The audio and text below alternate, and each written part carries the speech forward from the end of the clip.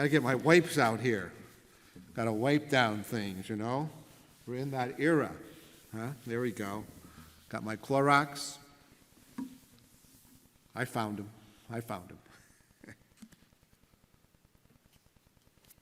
Take care.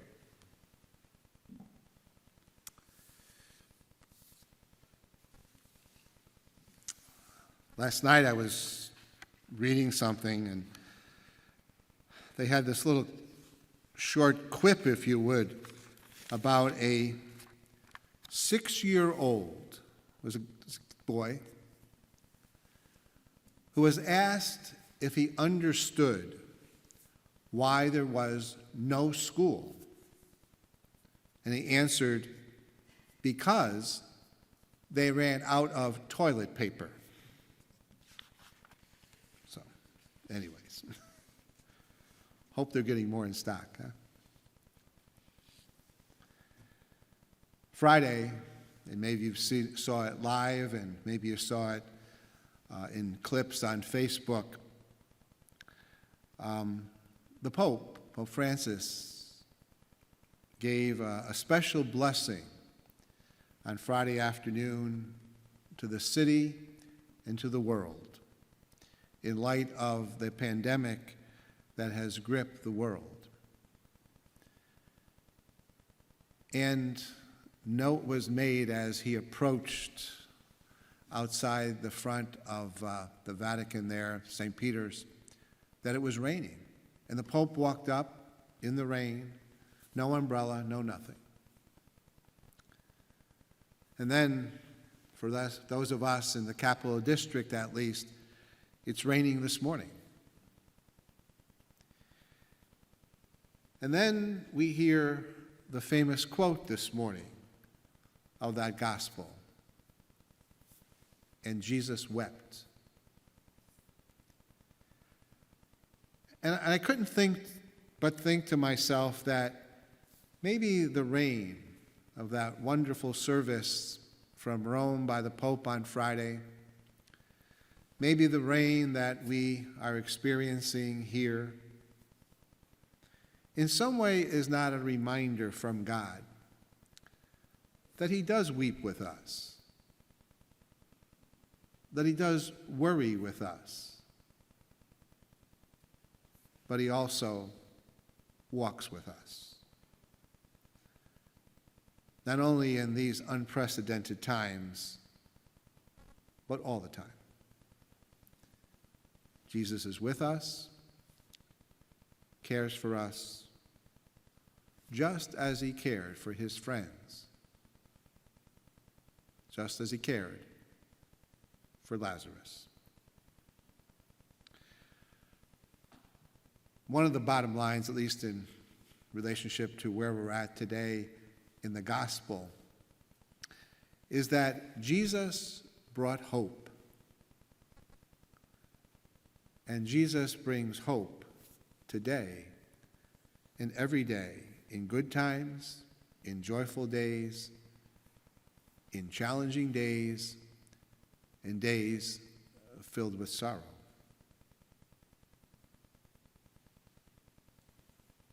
Do you believe? Do you believe? And like Mary and Martha, we too can say, yes, Lord, I believe. We believe. But still, sometimes in the back of our minds, we still wonder, where is Jesus in all this? When will Jesus show up? You know, when you read that gospel and you hear that Jesus took 2 days to go a couple of miles from where he was, you wonder if Mary and Martha were saying, where's Jesus? Where's Jesus? And they probably were.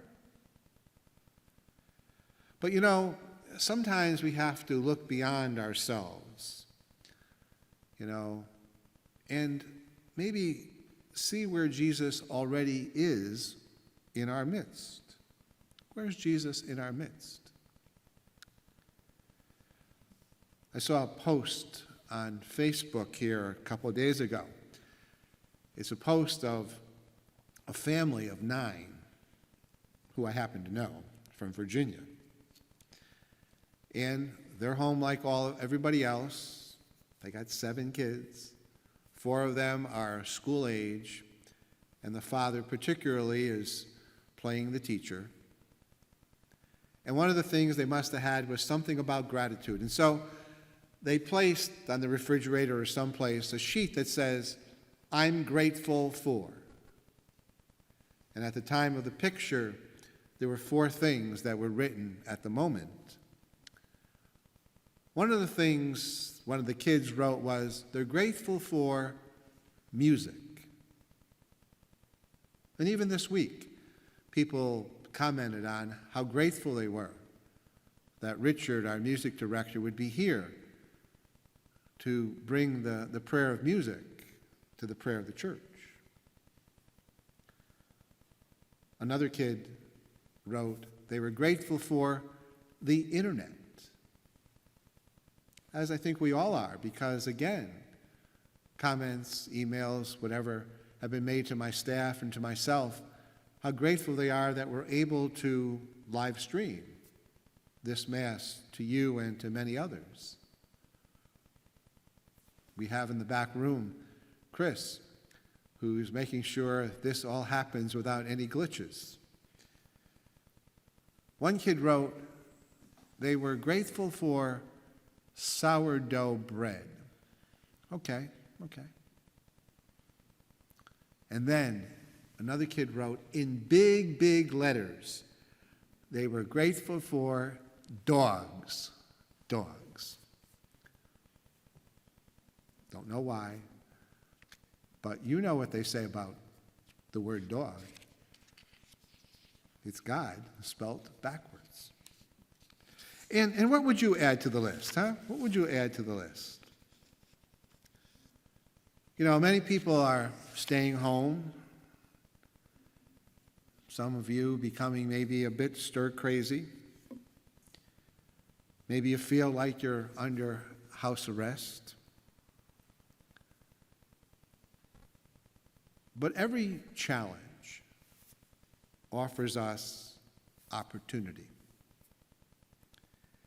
And maybe one of the opportunities we have before us is to bring some hope to another or to others, just as Jesus did.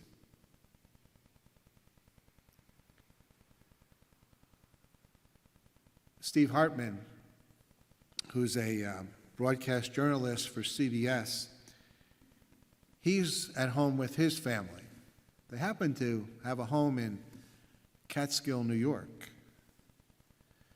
And recently, as he was doing a piece for the CBS News from his home, he shared that he had given to the children, not only his children, but anybody else who would watch through the internet, a course he called Kindness 101.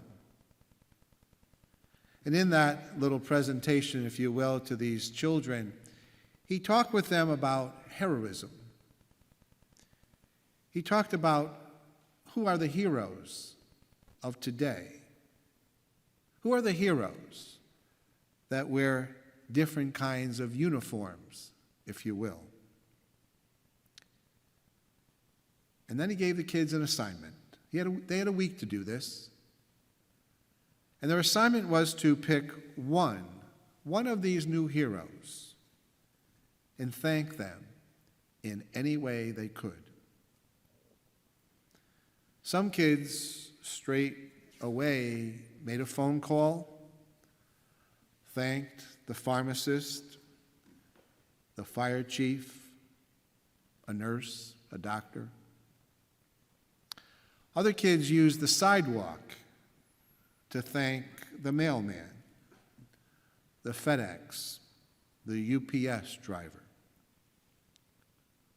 One kid, Tyler, age 9, he decided to give a note to a truck driver. Now, mind you, there's social distancing.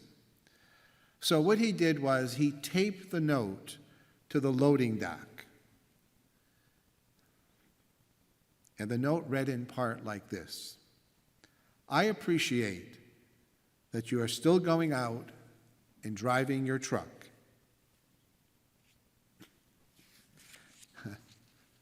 Because all of us are sitting on our butts, watching TV and eating Cheetos.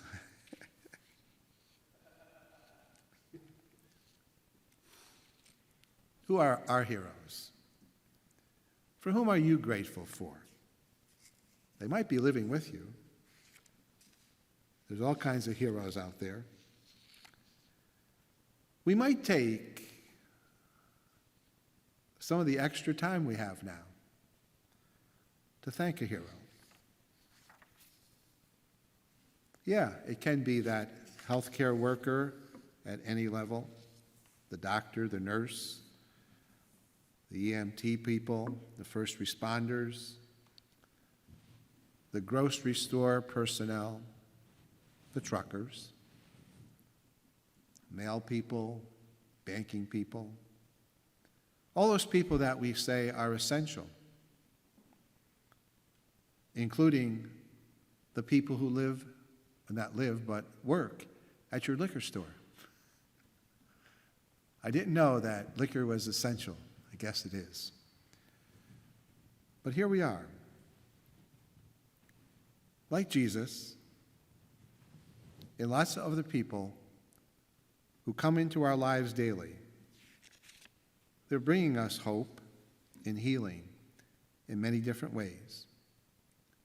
When it's sunny, when it's rainy, we pray that we'll do the same. Plan on doing something today, tomorrow. Great quote I came across yesterday. The quote said this: "Think outside the box. You'll have eternity to live inside the box." Think about it. Finally, in all the new routines that we have, enjoy those present moments. Take time for your family. Take the time to have an extended meal with your family, a conversation amongst you all.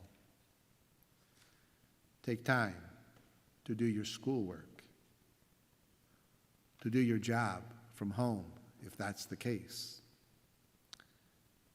Take time to reach out to others.